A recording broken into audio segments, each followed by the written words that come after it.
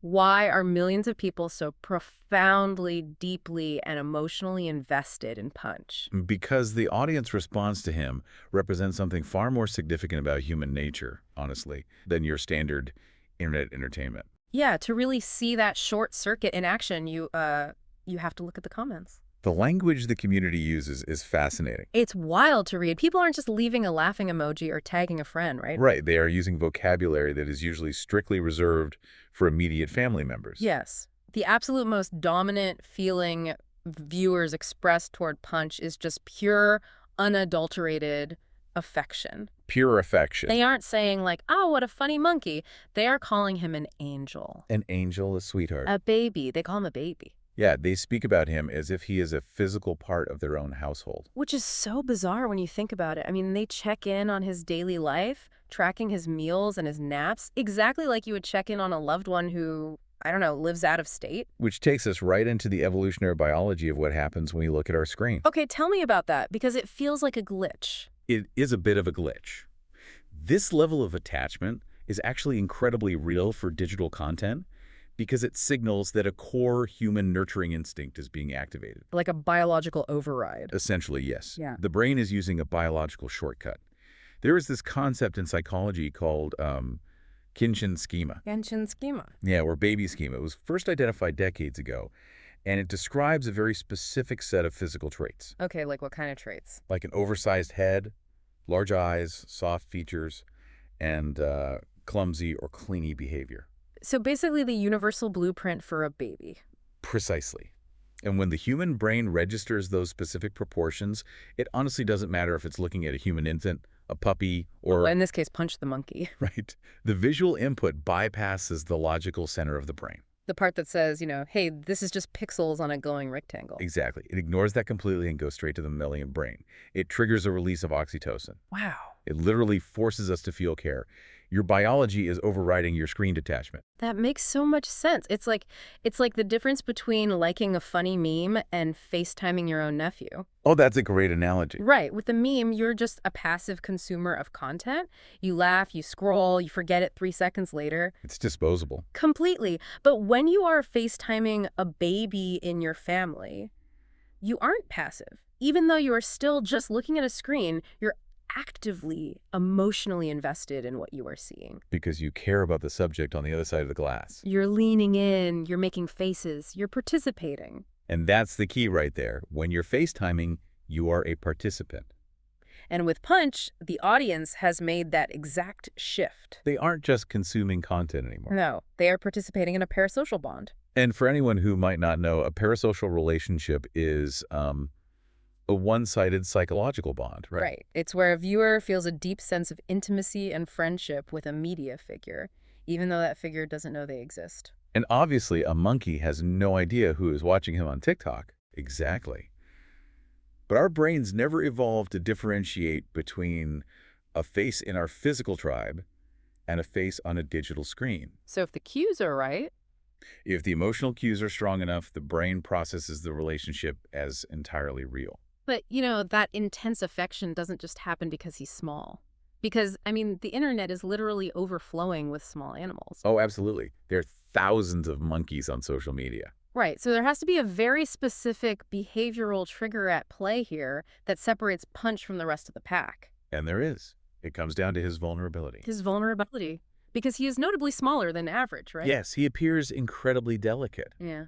But more than that, the behavior he exhibits most often is deeply, almost desperately, clingy. Clingy, yeah, I've noticed that. That clinginess is the defining characteristic of his digital presence. Yeah. He's almost always seen gripping tightly onto a blanket or a stuffed animal. Here are the fingers of his caretakers. Exactly. He's always holding on to something. See, here is where I have to push back a little bit, or at least play devil's advocate regarding human psychology. Okay. That's okay. Because usually, feeling concern for an animal online is deeply stressful. Oh, for sure. It can be awful. Right. If I'm doom scrolling and I see an animal that looks overly fragile, delicate, or clingy in a way that suggests it's helpless, My anxiety spikes. You feel that panic. I get so stressed out, I will usually scroll past it as fast as possible because I don't want to carry that sadness with me for the rest of the day. It's an avoidance trigger. Exactly. So why does this specific type of delicate vulnerability make people want to watch more of Punch instead of just looking away to protect their own peace? It is a brilliant paradox to point out,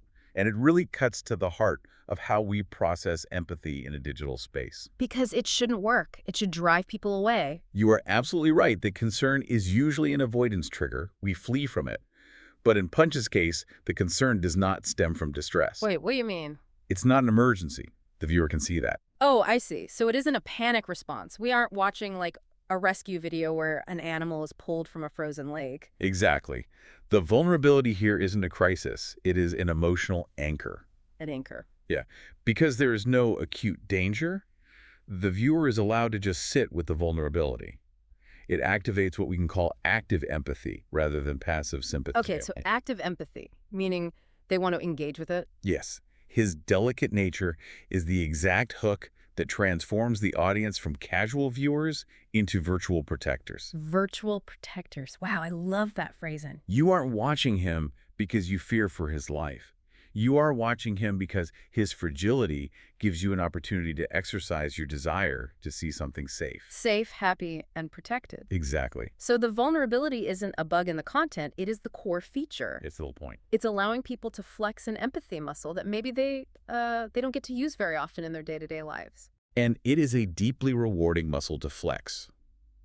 When we engage in caretaking behavior, even virtually, it literally lowers our own stress levels. Really? So it's good for the viewer, too? Yes.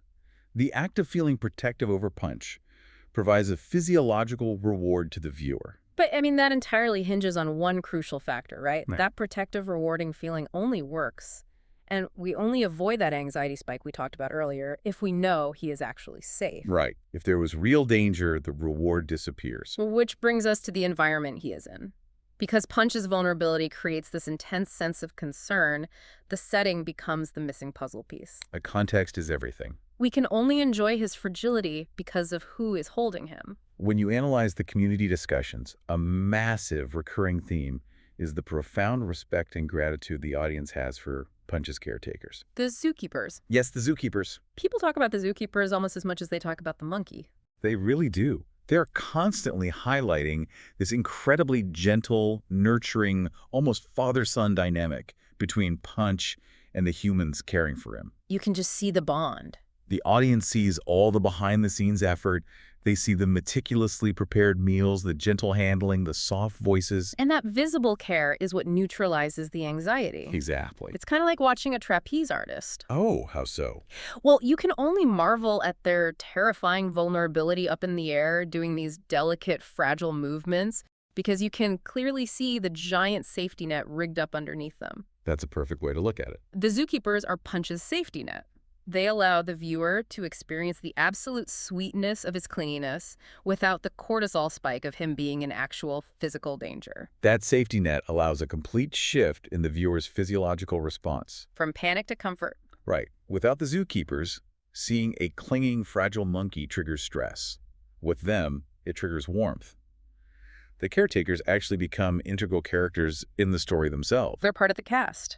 They are. They serve as an emotional proxy for the audience. An emotional proxy, meaning the zookeepers are doing what the viewer wishes they could do. Precisely. The viewers feel this overwhelming, biologically driven compulsion to nurture and protect this delicate creature.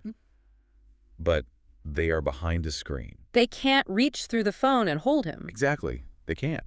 So the caretakers are acting out the audience's own nurturing instincts on their behalf. Oh, wow. When the audience sees the zookeeper gently wrapping Punch in a blanket or, letting him cling to their thumb, the audience feels a vicarious sense of relief. And satisfaction. Yes, their protective instinct is validated and fulfilled by the actions of the humans on screen. It transforms the whole thing from a simple, look at this cute animal video, into a deeply compelling narrative. A narrative about trust and a community of care. It's a story about the human-animal connection at its best. And that narrative structure is incredibly sticky. It creates a feedback loop. How does that loop work? Well, the viewer feels concern. do the Kinchin schema and the vulnerability, right? Right. The viewer then witnesses the caretakers resolving that concern with gentle protection. The viewer feels a wave of relief and emotional warmth. That cycle is what keeps millions of people returning to these videos every single day. Bringing all these pieces together, we have this intense biological affection triggered by his specific features. Yes. We have this delicate vulnerability that invites us to become, like you said, virtual protectors. Right. And we have these amazing caretakers acting as our emotional proxies. Let's look at what Punch actually represents for the modern internet user. He represents a phenomenon known as a hypernormal stimulus, A hypernormal stimulus. but in a uniquely positive way. A hypernormal stimulus is an exaggerated version of a reality that our brains are wired to respond to.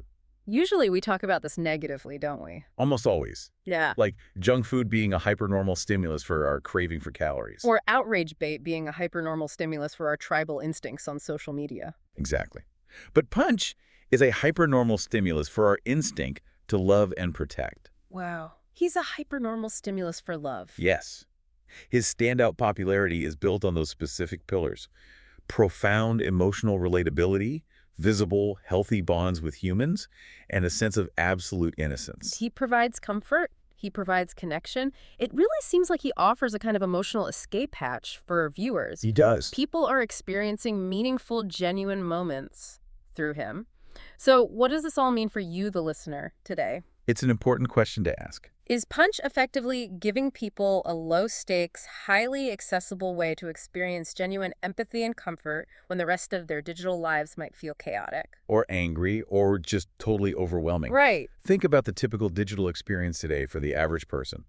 It is characterized by endless, fragmented consumption. It's exhausting. You bounce from a news story about a global crisis to a stranger arguing in a comment section to an advertisement aggressively trying to sell you something. It's fast-paced, it's fragmented, and it is highly anxiety-inducing. The doom scroll. Yes, the doom scroll. It's an isolation chamber disguised as a connection tool. That's a great way to put it. The doom scroll exhausts our nervous systems. We are constantly in a state of low-grade fight or flight. Always on edge. But then right in the middle of that chaotic feed, you encounter Punch. And because of the rich storytelling effect created by his vulnerability. And the visible safety provided by his caretakers. Exactly. The doom scroll abruptly stops. It offers a rare moment of pure, uncomplicated emotional resonance. There is no argument. No argument. There is no crisis. There is just a small, delicate creature being cared for. It's like he's a tiny, furry, clingy little oasis in the middle of the internet desert. He really is. A place where you can just put your emotional baggage down for a minute. And understanding the mechanics behind this, understanding why you physically and emotionally relax when you see this specific monkey, it allows you to better understand your own digital habits. It proves that despite the architecture of social media, which often pushes us toward anger or envy, we aren't just looking for distraction online. No, we aren't. We are actively, desperately seeking connection and comfort. We've covered a lot of fascinating psychological ground today. We started by looking at how Punch the Monkey goes so far beyond standard viral fame. He's not just a trend. He isn't just a funny clip you send to a friend. He's actively triggering our deepest evolutionary nurturing instincts through his unique physical proportions and his delicate vulnerability. And we explored the paradox of that vulnerability. Right. How, under normal digital circumstances, seeing fragility causes us to scroll away in stress. But here, it is transformed into a positive emotional investment because of the visible safety net provided by his caretakers, Those caretakers act as our emotional proxies, allowing us to exercise our empathy without fear. which all culminates in Punch serving as a genuine emotional escape hatch. A truly meaningful moment of unconditional care in an otherwise chaotic, noisy digital world. It's something we clearly all need. So, to you listening right now, we want to challenge you to reflect on your own media consumption habits this week. The next time you find yourself deeply attached to a viral animal, or frankly, even a viral personality or creator, Take a step back. take a step back and ask yourself, what specific emotional need is this fulfilling for me right now? Are you really just being entertained, or is your nurturing instinct being activated? Are you just looking for a quick laugh, or are you actually looking for a safe place to feel empathy and connection? And if that algorithm isn't just a random vending machine, but a mirror showing us what we're starving for, it leaves us with a really profound question. It does. If a simple digital screen displaying a clinging, delicate monkey can so easily and completely trigger such profound, protective, and almost familial instincts within us. What does that say about our own deep, perhaps unmet need for unconditional connection in our daily hyperdigital lives?